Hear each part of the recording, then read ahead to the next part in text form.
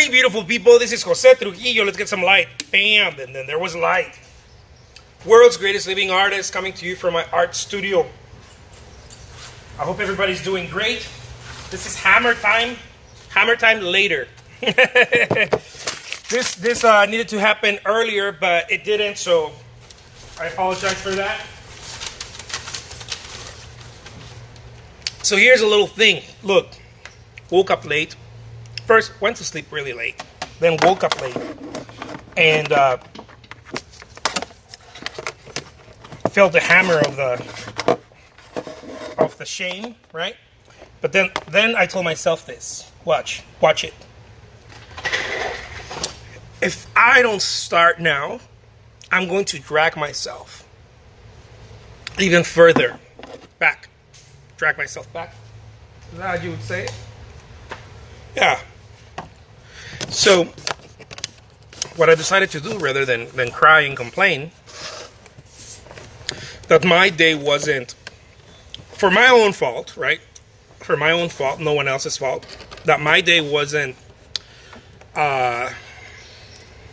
ideal, optimal, right? It didn't start out like that. I told myself, okay, well, you know what? You can make the rest of it whatever you want. You can either continue to complain and thus ruin the entire day, right? With a negative attitude or with feelings of, man, I started so late, and on and on and on. Or you could be like, you know what? I'm going to make the best of it. So I decided to make the best of it. And here we are. This is hammer time.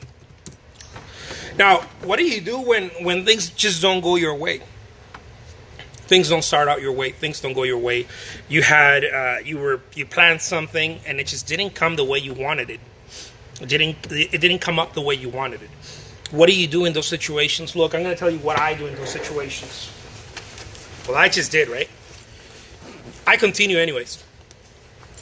But you have to continue with the same ferocity or the same strength as if the day was planned out months ago, or as if the day was this perfect thing. Otherwise, you're going to make yourself feel bad. You're going to drag yourself. You're going to make yourself feel less than. You're going to make yourself feel like you have like a victim. Victims don't get anything done. You're going to make yourself feel like a victim. You're going to make yourself feel bad. Just feel bad, you know. You don't want to do that. Nobody wants to do that. Why would you want to do that to yourself? I ask myself this. Why would I want to do that to myself? Then I start counting the time, right? Like, oh my God, okay, well, I woke up late. Now I only got so many hours to work and then I'm like, okay. That's the victim side of me. I'm not going to choose that side. I'm going to choose the super badass world's greatest living artist side of me, right? The other side. What is that side got to offer? I'm like, oh my God, I got so much time. I got so much. I can do all of this. What can you get done in this hours? And then my brain just went like, oh my God, I can get done so much. The important thing is to look at things from a different perspective. I mean, the whole point of any form of high performance or spirituality or whatever is to learn to see things from a different perspective. It's your perspective. It's the lens in which you see things, right? Do you see the glass or the water bottle, right? Half empty, half full, or do you just see a water bottle? Or, you know, it's all perspective. It's all perspective. It's really what drives us as human beings. Because no matter where you are at in your life, it's always less and more than someone else. This is why I don't like it when people are like, oh, just be grateful. You got more than so many other people. I'm like, they're not, but I'm not all these other people, right? I'm not saying not to be grateful, but look at what I'm pointing at. Some people like to say that. Some people like to say, oh my God, if I had your studio. I'm like, yeah, but I ain't you and you ain't me. like I'm looking somewhere else. I'm looking at Jeff Koons. I'm looking at those cats. I'm looking at Picasso, right? I'm looking at those guys over there. So it's all perspective, right? It's all perspective. So the way I like to see this thing is, look, I don't want to be grateful because I had less or more than someone else. I want to be grateful because of my own personal quest, my potential, my journey. I want to be, oh my God, I have juice for my journey, right? I have energy for my journey. I have energy for my potential. My potential is so great. That's how I like to see it. I don't like to see it as, how's it going, Megan? I don't like to see it as, I don't know. So many people use this strategy, right? They start their day, something doesn't go right or whatever, and the very first thing we do is we go compare ourselves to someone who has it worse, to kind of give us perspective. And I don't think it's the right strategy, because what that's doing, it's diluting. You're diluting your own potential. You know. You're diluting your own potential, so you're setting yourself. You're lowering the bar. In other words, if you're let me give you another example. If you're walking somewhere, right, and I don't know, maybe in your teenage years, I had a car when I was a teenager because I always worked. Immigrant hustle. But let's say, I remember some kids didn't have a car, and I was always like looking at the newer cars, right? I was like, oh my God, that new car, right? And I remember kids in high school being like, dude, why are you obsessed about this new car? Like, your car is just fine. Most of us don't have a car. And it never sat well with me. I knew what they were trying to say, because my mom did that all the time, but it never sat well with me. I was always like, wait a minute. You're telling me that I should go compare myself to someone who doesn't have it so that I can feel better about myself? I'm like, no, but that's not what I'm trying to do, right? I'm not comparing myself. I don't want to compare myself. I think this is one of the things that has helped me so much in personal life and in business. I'm never trying to compare myself. If a friend buys a house, I'm like, oh my God, I wish I had that house. Why are you unhappy? I never try to do that. I don't like that game. I like to see, like, oh my God, you can buy a house. Imagine what else you can do. I'd be mad too if I wasn't reaching my potential. That kind of deal. So, like, compete against yourself is what I'm trying to say. Compete against yourself. Don't compete against others. Don't let others make you feel less or more than. Don't let other people's circumstances, right? Whether it was circumstances that we're born into, or circumstances that, like, for example, if you're an artist and you see me, oh my God, Jose has his studio, I can't wait to have my studio. That's awesome, right? That's awesome. But if for example, you see me having a bad day or whatever, because I'll record anything. I'll be like, oh, I have a bad day today. If you see me having a bad day, be like, oh my God, why is he upset? I wish I had his studio. I wish I was a full-time artist, and on and on and on. You're doing the wrong comparison. You're doing the wrong comparison, because where you are standing right now, someone wished they could be where you're standing too. So you're always going to make it lower your standard, lower your bar. You don't want to lower your bar. You always want to keep it high. One of the things that I've learned is always shoot for more. And I'm not talking about material stuff. I'm talking about your potential. Always shoot for more. Compete against yourself. One of the sports that I personally like watching. My wife was a swimmer, so it was swimming, right? I liked watching swimming because it seemed like they were competing against themselves. They're competing against their own time. They're competing against their discipline. And I love that. I love seeing people competing against themselves, because it's really the ultimate competition is the one against yourself. The ultimate comparison is the one against your old self and your potential self. That's the ultimate competition. When I'm competing, I'm competing against my. I'm competing against the when I'm comparing myself against what I was like 10 years ago, 2 years ago, 3 years ago, a month ago, and I'm competing against what I can be like. I'm like, oh my God, I can do this, I can do that, I can make I can make a dent in the universe. I don't know, maybe people will open a book and look Picasso, will look Willem de Kooning and then find my ass there, right? Oh, Jose Trujillo, I remember that cat. He was crazy. Yeah, I remember this cat. Maybe I can do that. Why not? And if I never reach it, it's totally cool, but that's the goal, right? That's the goal, my potential. Be all I can be, as much as I can be. And I think that's what drives me.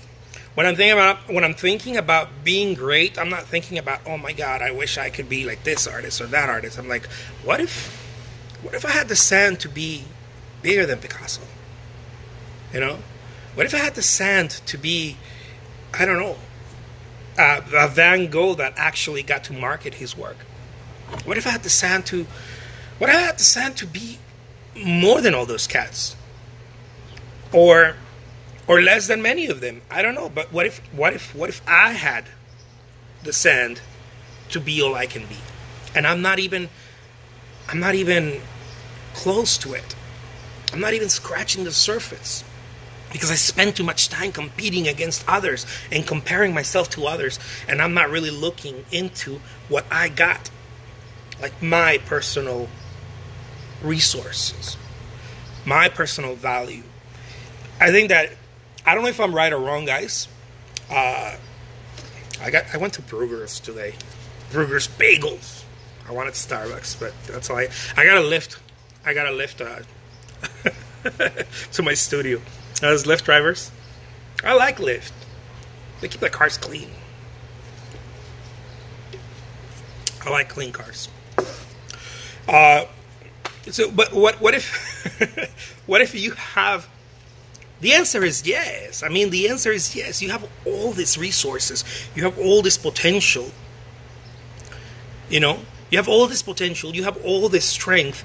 I don't care if you feel like you don't. That's irrelevant. If you feel like you don't, if you feel tired, if you feel overworked, that's irrelevant. It is irrelevant. You got the juice in there. You got the potential. It's just that, I'm going to say it again. I keep saying this.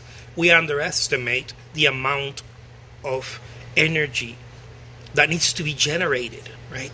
We don't crank it hard enough and we don't crank it fast enough. We underestimate the amount of energy that it needs to... See, I see myself as a generator. This is how I see myself. I see myself, my potential. I see it as a generator. I feel like this is just a little personal thing, right? I feel like I'm this generator of electricity, right? That the motor is my actions. I won't see the potential of how much electricity, which is infinite, by the way, right? Oh, thank you so much. Loving the new studio. I love the new studio too. You'll never see the potential unless you crank up that motor, right? Unless the motor's like da, da, da, da, da, da, da, da, da, and it starts really cranking, then you'll see the electricity, right? You're going to be able to plug in whatever you want in there, and then all kinds of electricity is going to start shooting everywhere. I think that everybody is a generator, but we don't crank the electricity enough. And by the way, this is not just physical. This is not just physical. It could be getting others to do something for you. It doesn't have to mean that that you do everything. I talked about this many times. If you're in an art studio, and by the way, we're getting someone super cool too in an art studio. It doesn't mean that you have to do everything. It could be like you can start getting employees, or you can start getting help, or you can start influencing people, not just with money, but with energy, with energy. I'll write this for you. Maybe you can paint something for them. Maybe you can write something for them. Maybe you can collaborate in something. Maybe both can share the same audience, and you can start getting people to do something for you. You know. Well, thank you so much. Thank you so much, Leo. Leo says, "Hey, Jose, I love your work and your energy. Saludos desde Argentina." Hi from Argentina. Oh, I have a friend in Argentina. I have a friend in Buenos Aires. He keeps telling me that it is a beautiful city. I love that. Thank you. I don't always have the time to watch you live, but your cedidos are incredible, encouraging to my life, to my wife and I. Thank you so much. I appreciate that. That's the kind of stuff that makes me very happy. Thank you. Thank you so much. Much appreciated. But you see, this is what I think that we all have. This where we are an energy source, right? We're an energy source. And unless videos, there you go. Thank you. I'm like, cedidos. I'm like, what is that? What is this? Is that Castellano? Catalan, maybe? I don't know. Yeah, I got it. Videos. I think we're an energy source. But the motor is your actions, your influence, right? Many of us can create influence by doing, which is the thing that I'm always talking about. You got to do multiple things. You got to do many things. And you got to do it till it hurts. If it's not hurting, you're not doing enough. It's just like exercise. That's why I don't do exercise, because it hurts, right? I'm not committed to it yet, sadly. But I am committed to my art. Eventually, I have to commit to exercise. But until you do it, till it hurts, it's when it starts working. You know, I remember reading Mother Teresa said you have to give till it hurts. It's Aztec. I love that. What the hell is it? Cedidos. I was like, maybe it's Catalan or something. I don't know. It's Aztec. It's now what. Yeah? Now what the. I was reading an article about how in Mexico. I'm from Mexico, right? We mix Spanish and Nahuatl, which is the main language of Mexico, right? For at least in the center region, a lot of words we use today are that. So I thought it was pretty cool. Some interesting words, and a lot of words are Arab words, which I think are pretty cool. Where I'm from, Guadalajara is actually Arabic. It means river rock, or rock over the river, something like that. They brought it from Spain, which was, you guys know the story. Anyways, so I jumped into something totally cool. But you know what, guys? Getting back to this, you are an energy source, and unless you crank it, it ain't gonna work. It's like having a machine, a generator that you never turned on. Imagine being a generator. I'm not talking about one of those fucking little generators that just turn on and you use a light bulb and that's all they do, right? Or have enough energy for a refrigerator. Energy flowing, yeah. Imagine if you're one of those generators that you can light up a whole city. A whole city. You know, I think you can Google that. I think that they've Googled that. If we had that, we can light up. Our energy can light up, I think, something like a whole city for a day or something.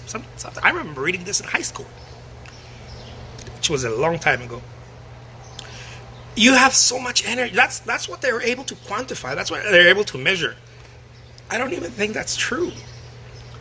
I think that the energy is just, it doesn't finish. Our bodies do, but the energy, it's the same fucking energy that's in the sun. It's the same. They're compadres. They're friends. They're like this. Right? Inseparable. That's why the JC said, lift a rock and you'll find me there, right?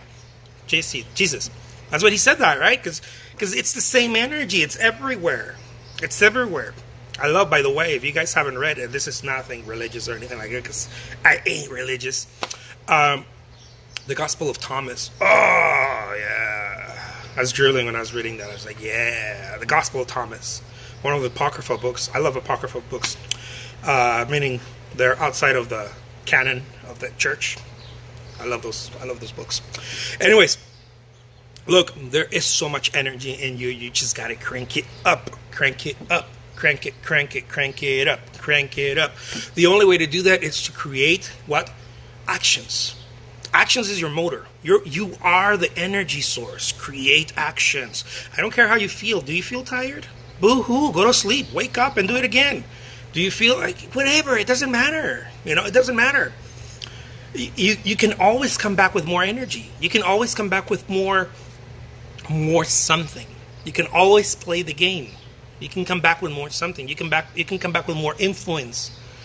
This is something that we learned in Forrest Gump, right? The movie Forrest Gump, and many other movies, but especially that movie, I think. He just starts running, right? His soul is so pure, right? His soul is so pure because he's not a thinker like the rest of us, right? His soul is so pure that he can do everything with quality, meaning with full attention. He follows his instinct. He needed to burn out energy. This is what I get out of the movie, anyways, because he had a lot of feelings. So they're redirected into energy. Instead of harming people or sobbing and feeling sorry for himself, he went for a run. Sort of like when dogs shake, right? When dogs shake, they're throwing away energy that they didn't like, right? They didn't like how they feel. Or when ducks fly away after a fight, I learned this from an author, Edgar Tolle. Oh man, the book, The Power of Now. Hell yeah, read that book. And A New Earth. Hell yeah, read that book. He says that when ducks have a confrontation and then they fly away, they flap their wings to release excess energy, right? They're not like us, where when we have a confrontation and we're like, oh my God, no you didn't, I'm going to tell you this and I'm going to tell you that. We go wherever we go and we keep we're utilizing valuable energy to be upset. As the great Buddha said, right? We're contaminating ourselves. Being upset at someone is drinking venom or poison, right? And hoping that the other person dies. We are utilizing our energy to fuck our own selves. Horrible, horrific, but we do that, right? Till we learn. Anyways, man, I jump from thing to thing. I love doing that. It's like a hyper jump from energy to like spirituality to, anyways, you get the point. Guys, those of you who haven't seen my studio, well, here it is. It's a mess. It's a big old mess. Big old mess. Big old studio mess. Check it out.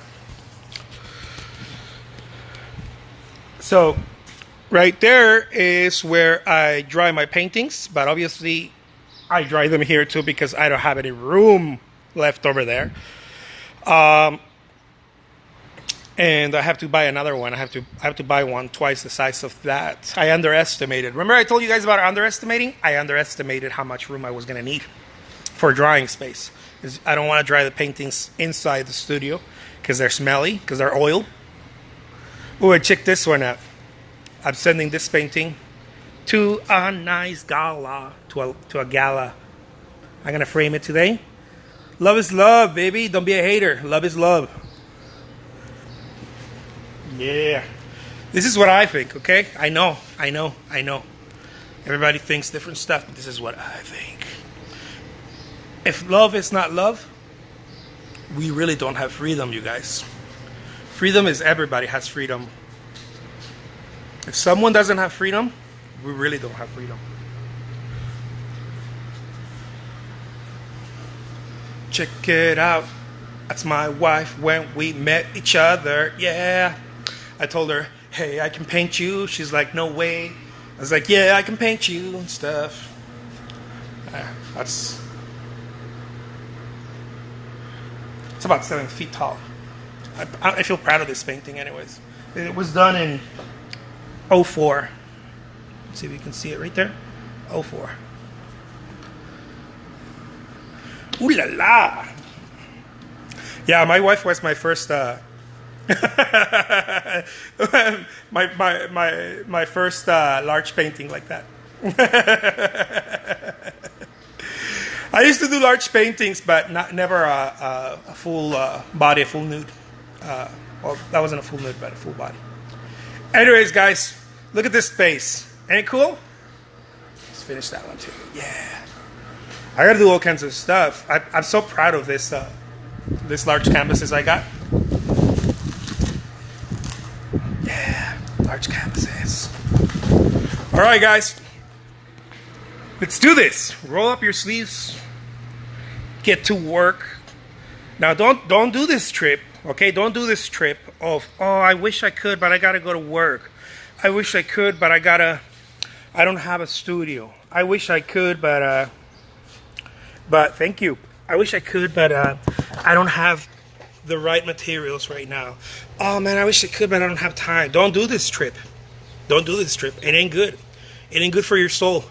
Your soul is dying for you to crank it up. Your soul is like, please, please, please, please. It's like a little puppy waiting on the door, waiting for you. This is why people, it is a personal belief of mine. I don't know if this is true or not in other, I don't know, whatever. This is just a personal observation. I believe that untapped potential, right? Untapped potential is the source of all bullshit in the world. I believe that untapped potential is what makes people suffer. I ain't just talking about spirituality or this psychologically. I'm talking about just in general. If you've always dreamed about being an artist and you don't go after it with all that fucking energy towards it, if you don't go after it, your soul your little heart is going to start feeling this. And it's going to change your entire energy, your mood, the way you see the world. Because what you're doing is you're suppressing the call. You have a call and you're suppressing it with bullshit, right? We do this. I'm blaming anybody. This is a human thing. We do this. We suppress it with bullshit, with excuses. I don't have enough time. My partner doesn't understand me. And on and on and on and on. And we read books to try to find, I know because I've done it, to try to find, we're like, oh my God, The Alchemist, must read that book, to try to find someone to tell us it's okay. Fuck it. Go for it. We're looking for someone to give us permission. You need no permission. Go do it. Stop doing this to your heart. Go after it. Go after it. With force. Be a bull in a china shop. Break a bunch of shit. It's okay. What's going to happen? You're going to figure out what to do. You have to do what now. My sister right now, I'm going to out her. She's out in what is it? Phase 2 of dating. Phase 2. She's out of phase 2. And she's like, I don't want to date the wrong man. I don't want to date the wrong man. I'm like, you ain't going to find the right man unless you go through a few wrong men. This is just my belief. You have to go date. You have to go date. There is no such thing as, oh my God, that's the right one. There's no such thing as that. I mean, maybe, I don't know. But maybe you waited too long. I think that you have to go and do a few or a lot of wrong things before you start doing the right ones. It's okay. We human beings shame ourselves so much. We're like, oh my God, no, I shouldn't do that. Dude, it's okay. You're finding out. You're figuring it out. You're figuring it out. I waited too long to bring people to help me because I was like, oh man, I don't want to get the wrong person. I don't want to get the wrong person.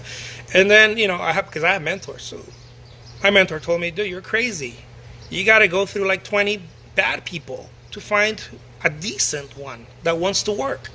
Most people don't want to work. Most people don't even touch their potential. You got to go through a bunch of bad people, and then you start finding out the ones that follow your craziness and that are like, dude, I want to work for you. I like your style. So that's what I'm doing now. Just talking to people and being like, hey, you want to work for me? Hey, do you want to work for me? And anyways, that's where I'm at right now. I've been on that for a while. You guys I don't record them because because I don't want to record them, right? Maybe later on. I don't know if I get their permission. But sometimes you guys hear like noise or whatever. Sometimes I have people that I'm trying out here in the studio. Not in this one, in the older one. And this one, I already found my right person. She's awesome. You guys are gonna meet her. She can punch too. All right, guys, take care. I will talk to you soon. All right, bye bye.